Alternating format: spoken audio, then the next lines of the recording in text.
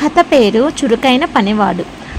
ఒక భూస్వామి దగ్గర వీరయ్య అనేవాడు తోటమాలిగా ఉండేవాడు. వాడికి వయసు పైబడుతున్న కారణంగా క్రమంగా ఓపిక తగ్గిపోసాగింది. వాడు పనిమాని ఇంటి పట్టును ఉండదలచి ఆ సంగతి యజమానికి చెప్పాడు. భూస్వామి అందుకు సరే అని, నీ స్థానంలో సోమరితనం లేకుండా కష్టించి పనిచేసే చురుకైన వాణ్ణి కొన్ని చూడు అని చెప్పాడు. ఈ సంగతి తెలిసి ముగ్గురు వచ్చారు. ఆ సమయంలో వీధి వాకిలి దగ్గర వీరయ్య భూస్వామితో ఏదో మాట్లాడుతున్నాడు.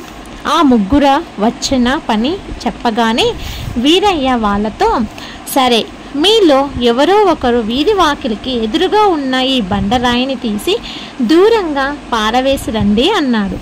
వచ్చిన వాళ్ళల్లో ఇద్దరు ఆ రాయి కేసి చూసి, అంత పెద్ద రాయిని కదిలించాలంటే ఎంతో శ్రమ, ఇది మా వల్ల కాదు అని వెళ్ళిపోయారు.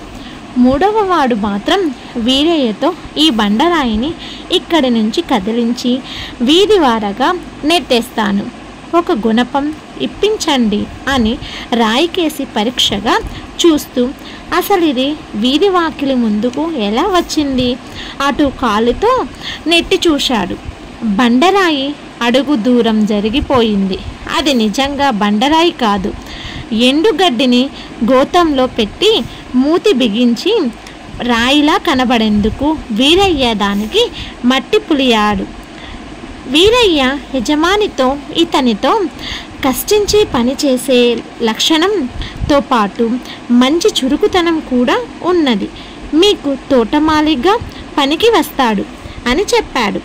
భూస్వామి వాణ్ణి తోటమాలిగా నియమించుకున్నాడు.